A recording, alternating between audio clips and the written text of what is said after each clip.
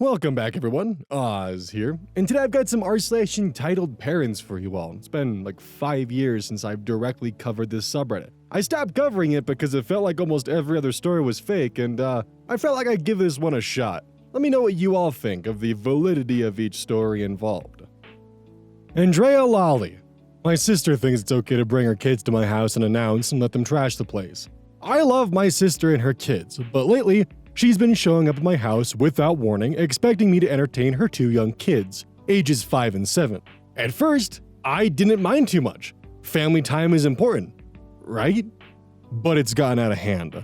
Just last week, she dropped by with the kids while I was in the middle of working from home. She didn't even knock, she just walked in. I tried to explain that I needed to focus on my work, but she shrugged it off and said, "They'll be fine, just let them play." By the time they left, my living room looked like a tornado hit it. There were toys everywhere, snacks spilled on the floor, and crayon masterpieces on my walls that I'm still trying to scrub off. I told her I wasn't comfortable with them coming over without giving me a heads up, and asked if she could at least call first in the future. She got defensive, saying I was being too uptight and that kids are just being kids.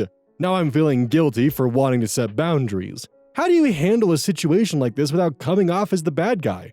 Well, unfortunately, in a situation like this, with your sister's response being what it was after, her kids drew on your walls and spilled shit everywhere and left a massive mess, was that you're too uptight, there is nothing that you can do to set boundaries to essentially prevent this mess from happening without her labeling you as the bad guy. Honestly, there might actually be one way around this. It's just the simple way of, alright, cool, if you're gonna bring your kids over more often, then you have to stay behind and help me clean up the mess they make. And if you're unwilling to help, then I'm not willing to watch them. That might be one of the better ways of doing it, but it still requires you to allow the kids to make a mess of your living room or deal with that in the first place, and that's not fun to deal with. But that's the first thing that popped into my head while I was recording this. If you have any other ideas, feel free to comment them, because this would definitely be a situation where I feel like this is a damned if you do, damned if you don't, because if you're really worried about coming off as the bad guy, then you're kind of screwed when it comes to someone who has this mentality, because you'll always be the bad guy if you don't doormat yourself. Garbage juice. Entitled mother assaults me and gets fired. So this just happened over a decade ago. I was around 17, working in the main mall of my town at a well-known athletic shoe store where everyone dressed like refs. It was time for my lunch break, so after scarfing down some greasy food court meal, I decided to head back out to the employee smoking area of the mall. A couple of minutes later, after I sat down, a woman around 30, her mother around 55, and her child, in the stroller, around 2, came and sat beside me with their lunch. I looked at them strange, thinking, of all the places around the mall, why here? With a child. Whatever, I guess. Not long after, one of them, I don't remember if it was the mother or the grandmother, started yelling at me that I need to leave the area because I'm smoking beside their child while they're eating. I replied, "This is the only area of the mall property I'm allowed to smoke." They replied, "Then put it out because you cannot be smoking besides my child." I replied, "Lady, this is the only area of the mall I can smoke during my break. I'm not smoking inside the food court. This isn't my problem." Maybe not the best thing to say, but whatever. I was young and honestly they deserved it. Keep in mind, this entire time I am in uniform. Before I knew it, the old woman was literally flying at me. She started trying to punch me in the head, so I grabbed her arms and held her down. That's when the younger woman ran up and just started wailing on my head. I just sat there, taking it. She was larger but could not throw a punch to save her life. For a few minutes. Then security came running out and separated us. No joke, these women started yelling and screaming about how I just attacked them and was blowing smoke in their baby's face. Huh. I told them that was BS and they had no idea who to believe, but were definitely more on their side. Thank God. This older guy, who worked at a mobile phone store around me, saw everything go down, after everyone was just sitting there baffled, and obviously lit up another cigarette. The man came up to me and let me know he saw everything, and that he would be going to security right away to stand up for me. He said how insane that was, and offered some sympathy. Then I went back into work, my face very red from being hit, but thankfully no bruises. My boss asked me what the fuck just happened, and I told her the story. She literally didn't even believe me. The cops ended up coming in about an hour later. Apparently, the woman was trying to press charges against me. I was stunned. I told them who to talk to and watch the fucking tapes. Thankfully, they did. Just before the end of the day, the manager of Lesanza comes into my store letting me know that the woman was her employee. She got fired for assaulting someone on shift. The mall also banned her for the same reason. The cops came in my store asking me if I wanted to press charges. I told them she probably learned her lesson, but I'd let them know if I saw her again. Thankfully, I never did. I do wonder if the smoking area was indoors because I honestly can't say I've ever seen an indoor smoking area within a mall. Also, if she was an employee, she very well should have known that was the smoking area that was dedicated to that, so it is pretty goofy that she went there and, like, I don't know. Certainly a goofy circumstance, and honestly, in this situation, how many of you would actually press charges or just let it go because her losing her job is a pretty decent consequence on its own? Like, genuine question, because I think if I was in a situation like this and I learned that they lost their job and, they didn't really have anything else and they were banned from the mall, I would probably just leave it at that. But I do wonder how many of you would go for blood, especially with them lying about the fact that you started it, allegedly. Because the question does come up, if you don't press charges, are they going to do this again to someone else? And if you do press charges, like, are you just kind of rubbing salt in the wound? I don't know. Yeah, probably pressing charges is going to be the best, but honestly, I don't know if I myself would be able to do that. Sad sigil. Mom claims choosing to stay with my boyfriend is a huge slap in the face. I, 24 female, have been with my boyfriend, 23 male, for a little over 7 months, and it's been a huge problem with my family since the beginning. The second my mom saw a photo of him, she outright said he's not a person I should be with, and that she did not support us. He has a couple of tattoos and a couple facial piercings, nothing too crazy. This is where it started. I'm gonna be 100% honest with you, I thought this was gonna take a very different direction. It was because he was a different race. My boyfriend is the kindest and most loving man I have ever met, and we're best friends. I have never once doubted that this is the man I want to spend forever with. He's kind, gentle, and understanding, everything I've wanted. My mom doesn't care to hear any of that. My boyfriend has his own house, car, and job, and has never once so much as raised his voice at me. So none of those are issues. The main issue for my mom and grandparents, dad is not in the picture, is the way he looks, the fact that he did not go to college, comes from a poor family, and was not taught proper manners growing up. His family has a history of drug problems, none of which he has or ever has had. A few days ago, I told my mom that when I graduate and move away from my big girl job next year, I want him to come with me. This caused a huge argument where she told me that she and my grandparents have been financing my entire life and giving everything they have to make sure I have a good life, and that I've been taking advantage of them, and that I'm ruining it all by doing this, that my life will be doomed to fail, and she can't believe I would be stressing my grandparents out so much at the end of their life, that this was all a big slap in the face of them, that I replaced her with him. I don't know how to cope with all of this. I love my family and we've always been close. We have never fought like this before, so I'm not good at standing up for what I want. I feel like I owe it to them to be a good daughter or granddaughter, but I don't want to leave him. I'm devastated to even think of it. Advice on how to move forward. Honestly, it just sounds like your parents and grandparents view you more as being a accessory than an actual person who's growing up and moving on, who can make their own choices. The thing is if what you described about your current partner is true, there's nothing wrong with him besides the fact he has tattoos and piercings. Which, by the way, there's nothing wrong with that. I'm more of just saying, from the perspective of her parents and grandparents. I probably should have prefaced that previously. But still, he's got a job, he's got a house, he's well off, he's doing well for himself. And not to mention, the daughter's pretty happy. Like, you don't owe them anything. But there is also just one thing, and I'm not defending the parents here, I'm just simply spelling it out so maybe you can help identify a problem and address it. Your parents are probably coming from a very conservative style background where piercing and tattoos usually mean lower class and possibly affiliation with prison gangs, which might be heavily skewing their judgment to the negative. They have their perspective on life, a wrong perspective, mind you, and it might be your job to open their eyes to a new perspective. Or you could just simply walk away from it all and, have them come to terms with the fact that you're going to be happy whether they're in your life or not, and that's entirely understandable as well. And under no circumstance should you squander your future with this person that you deeply care for because your parents are being really weird about piercings and tattoos. The Unique Caro. Mom wants me to buy a house closer to hers because she doesn't like to drive 20 minutes to see her grandchild. Backstory. When I, 36, met my fiance, 36, we hit it off very fast because we were very much in the same wavelength and, by chance, lived close to one another, so we could easily spend lots of time together. So after just 6 months, I was ready to move into her apartment with my dog. But sadly, her landlord said no because of said dog.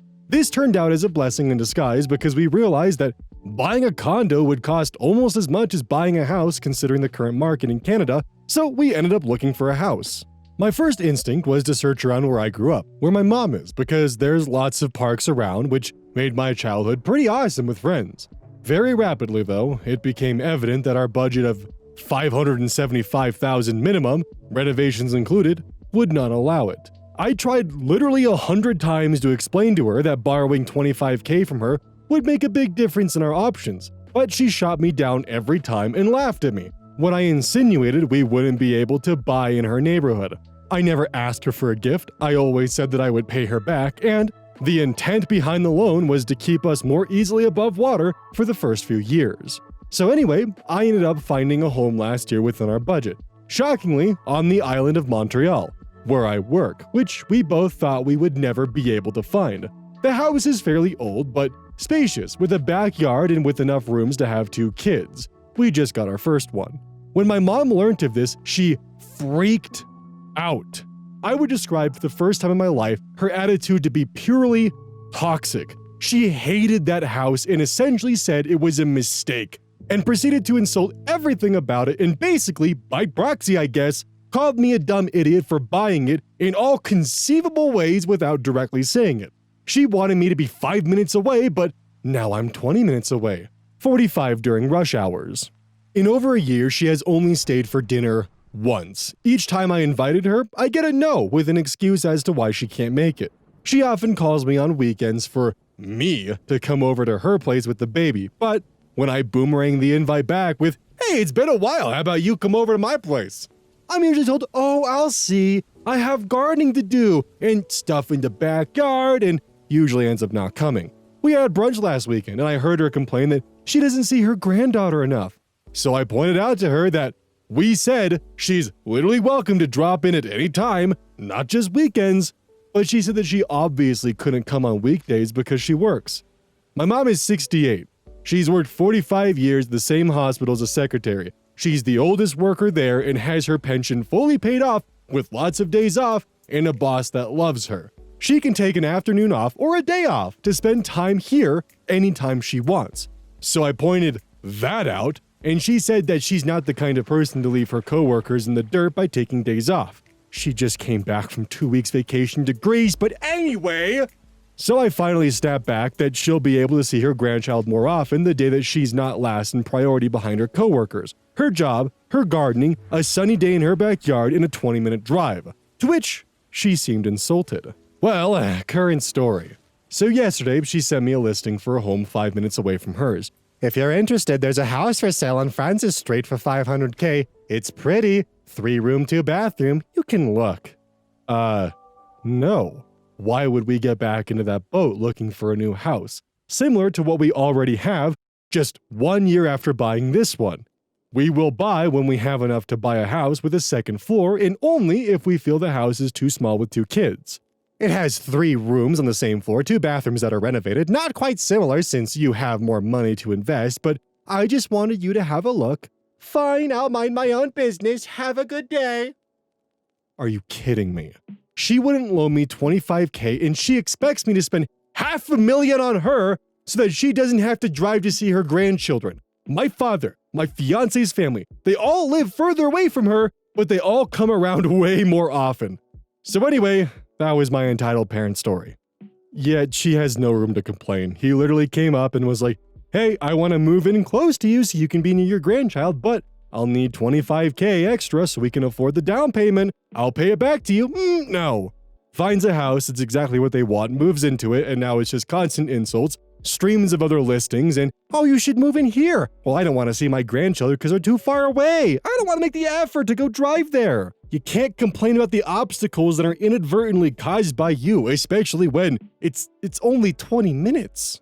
Like, I'm not sure what you guys got going on in Canada, but a 20-minute drive from me, that's like going to the good grocery store. So in my mind, it's, oh, the grandmother literally sees seeing her grandchild underneath going to the grocery store and is going to complain about it. And by no means was she required to give her son the $25K that he was needing to purchase a house in the area, but by not doing that, she lost all and any right to complain about the distance that she had to travel to go see her grandchild. Hey, why don't you pack up your entire life so I can shave 15 minutes off of visiting my granddaughter? Worth tip 4877. A stranger asked me to teach her 6-year-old how to swim when I'm not a swimming instructor. So I originally posted the story in Am I the Asshole? But people told me to post it on this sub, so here it goes. I often go to the pool, once or twice a week, to stay in shape and to relax. I went there Saturday evening. The pool I go to has 2 different pools, a fun one with slides and bubbles and things like that, mainly for children or people who just want to relax, and a real one, where people swim in lanes. And the real one, there are 2 sides. One for experienced swimmers that's pretty deep, around 3 to 4 meters, and one for people who are learning that's pretty shallow. It's a well-known rule that people who can't really swim well can't go in the deep part, and you can't stop or play in there. It's meant for serious swimming. I was swimming in the deep part, and while I was doing backstrokes, I feel my hand hit something. I turned around and saw a young kid that was 6 or 7. I told him that he shouldn't be here because people were going pretty fast and he could get hurt by other swimmers. While I was talking to him, I noticed he wasn't swimming very well. He was doing weird movements and barely keeping his head above water. So I got out of the pool with him and looked for his mom. At this pool, parents that accompany children but don't swim can get inside without paying and just sit around the pool, which is what the mom did. We find her looking at her phone and I tell her that it was pretty dangerous for a child to be in the deep end of the pool when he didn't know how to swim well and could get hit by swimmers. She looks up, clearly annoyed, and tells me it's okay, he's just a kid. I told her that I wasn't upset at him, I was just concerned for his safety. She told me that if I was really concerned for his safety, I would have taught him how to swim instead of making him get out, and that it would be safer for him if I taught him. I told her that wasn't my role, but she started saying that it wasn't nice of him and that I should help a child when I saw that he was in distress. I told her that I wouldn't because 1, I'm not qualified to teach children. 2, it's a huge liability and I don't want to be responsible for the boy's life, and 3, I don't get paid to do this. 4, I'm here to relax. She started telling me that I was selfish for not sharing my skills, that I swam well enough to teach children, that she wasn't asking for a lot of time, that I should be happy to help other people, etc. I said no again and she looked at me and said, I can't believe this, while shaking her head. Well, I can't believe this either. She was very entitled and endangering her child. I know this shit happens, but it's still wild to comprehend. Like a parent hearing, hey, your child almost drowned and could have gotten seriously hurt by other swimmers, and just go, it's fine, he's just a kid. I don't think you'll be saying that when you're picking out child-sized coffins. I know that is harsh to say, but that is very much the truth. If OP wasn't in the pool and maybe the kid was just there alone, this could have had a far more tragic ending instead of, oh god, this kid really should not be in the deep end of the pool, let's go find his mother. It could very well be that he sank to the bottom in silence. Ulfer, a rare 4-character long Reddit username. You think wearing a sling is a TikTok trend? Well, it happened again. Last weekend, I went to a party being thrown by some friends to welcome home another friend back from deployment. It was a really good time while I was there. Unfortunately, it wasn't for very long. I was left without adequate supervision and ran off to play with the kids for a while. And that was a good time, at least until one of the moms noticed what I was doing and yelled at me. Or if I do not want to see my child flying higher than the top of the trampoline net, do not make me come over there. Nothing quite like being at the ripe old age of 36 and having a bunch of kids look at you, giggle and go, ooh, someone's in trouble. Naturally, I made the responsible and adult decision to abandon the trampoline and attempt to ride a zipline someone had hung between 2 trees. Because if anything's going to get my cool points back, it's doing something stupid that looks ridiculous. And, naturally, I completely biffed the takeoff, and rather than ziplining with my ace in the grace, I just fell 6 feet from a tree and gave myself a lovely little grade 3 shoulder sprain to my dominant arm. I knew something wasn't right when I sat up and could feel a rock pressing on my shoulder. only there wasn't a rock on my shoulder. I looked at the biggest kid and said, "Please go find an adult." They ran off screaming for their mom, which I was immensely grateful for. Then one of my little minion friends noticed and ran over to help. And by help, I mean she started doing therapeutic judo chops on the weird bump that had appeared on my shoulder, presumably to make it go away. She is very lucky that at the time I was in shock, but it's the thought that counts though, no? 5 uncomfortable hours at the ER later, and I've got myself a sling, some Tylenol, a few x-rays, and instructions to call my doctor first thing Monday morning. Kinda makes me mad there's a 4-digit bill percolating for me, considering the cost versus what I got, but I digress. So I spent the majority of last week on the couch trying to explain to my dog that I can, in fact, see the ball, but I can't grab it, nor can I help him with walkies or dinner. I can lay there like a bump on a log and watch TV. Best I can do is a rather awkward pat. He's convinced I hate him at this point. But that leads us to yesterday. Supplies have been running rather low, and the ortho person I spoke with said it was a good idea to be as active as I can comfortably be. And then I had a thought. For 36 years, I had gone to the grocery store and seen the powered mobility shopping carts. When I was a kid, I just imagined jumping on one and driving off into the sunset, or maybe playing bumper cars in the aisles, or chasing my sister around the store. The possibilities were endless, but much to my dismay, I never had the chance. Until yesterday. Considering I lacked the use of my dominant arm and found bending over to pick something up excruciating, I figured I was just handicapped enough to be able to play with. Responsibly utilize the powered carts the store keeps for its handy-capable patrons. Park in a handicap spot? No. Shop at a mobility scooter? Yep. So as much as I was able, I prepared myself for this quest. I was wearing socks with shower shoes, PJ pants, a responsibly clean t-shirt, a rather aggressive application of spray-on deodorant, and a sling. I've come to detest for my bona fides. Having 2 shoulders at vastly different heights was probably close enough, but laying it on thick doesn't hurt. Showed up at the store, double-checked with a manager that it was okay for me to use a cart, and I got the nod. My chariot awaited. Certain aspirations should remain aspirations. The powered cart moved at a brisk pace for an asthmatic on crutches. Thing was so slow I stopped making race car noises with my mouth after the first aisle. So, there I am, browsing the shelves for things that do not require utensils to eat, when a little voice pipes up behind me. Whoa, cool! My turn? I couldn't see whoever had spoken because turning your upper torso with a separated shoulder is a mistake you make just once. So I ever so slowly pivoted the power cart to find a small child of an indeterminate gender looking at me and my steed with envy. Sorry, I'm using it right now, but once I'm done and whoever you're with says it's okay, you can absolutely have a turn after. The child didn't say a word, but there was a thunder cloud riding on their brow. I then ever so slowly and uncomfortably broke eye contact by pivoting back the way I was facing initially and headed over to the snacks aisle. I'd actually stood up to grab something off the top shelf and had stepped off the cart while I did so, mostly to properly inspect the bag and make sure it was still airtight, which is kind of a process with one hand. Right when the chips I'd been inspecting met the grate, I reached backwards with my left arm, expecting to feel the bag smack into and then fall into the loving embrace of the little basket on the front of the cart, and found nothing. When I turned to see where my cart had gone, I found it ever so slowly attempting to flee down the aisle, being operated by a familiar-looking child. Took me about 4 steps to catch up to the fugitive. "Dude, my stuff is in that and I kinda really need it," I said, walking beside the cart with my voice raised a little bit. Not yelling loud, but loud enough that I figured it would be obvious to employees that there was a situation in need of adult supervision. Naturally, the child heard that and turned and stuck their tongue out, which to be fair is a pretty killer response. I was keeping pace with my stuff and trying to figure out how I was going to manage this without touching the child or hurting myself when I heard a woman's voice and footsteps coming from behind me. "What are you doing? Hey, stop!" I was about to turn and speak to this person, figuring there would be a rather obvious question about why I was attempting to stop a random child I didn't know. And then my whole world was pain.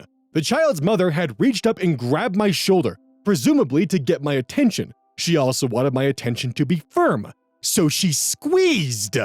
My clavicle is still very much out of position. It's actually sat on top of the joint it's supposed to be pressed up against. Not really sure when it's supposed to be put back in place. So when she grabbed and squeezed, she effectively grabbed my collarbone and squeezed it while it was only half secured.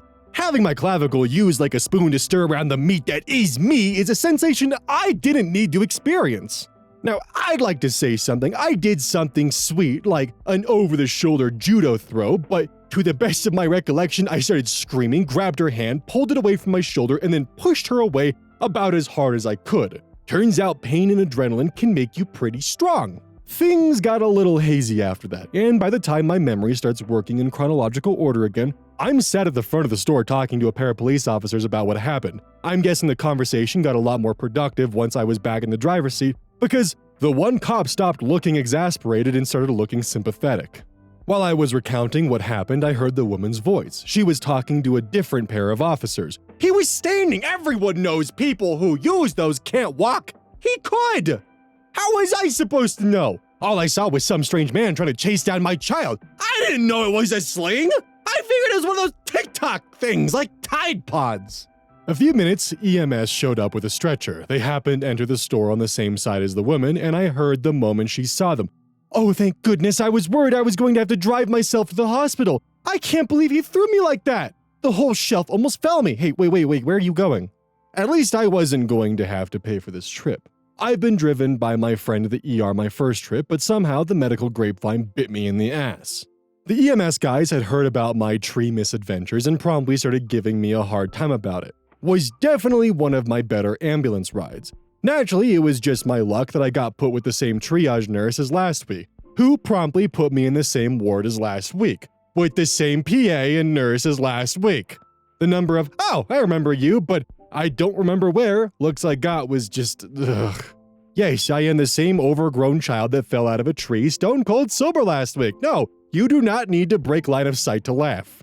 On the upside, they didn't send my x-rays to Narnia this trip, so I was out in 3 hours instead of 5. No lasting additional damage. Probably just going to use Instacart until I have my arm back, though.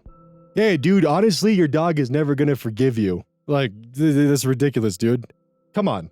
Also, major props to OP for being such a talented writer. I always really do enjoy stories that are well written because they're an absolute blast to narrate. This is definitely one of my favorite ones. In the end, I hope your shoulder recovered, and definitely hope that everything gets put back into place properly. Including your dog's heart because you broke it! Unforgivable behavior. Hey, welcome to the outro. Don't forget this whole thing is basically brought to you by GamerSupps. If you like caffeine, then I can't recommend GamerSupps enough. Use code Oz at checkout to support the channel. And I do actually use this product. It's replaced all other sources of caffeine for me because I feel good. It doesn't have any of that extra stuff that a pre-workout blend might have. It's with a couple of the extra things to make it so you don't crash as hard. It's good. I like it. Personally, if you really want a good flavor, try the Soda Pressing Pear or even the Dragon Fruit Punch. Those two are my personal favorites right now.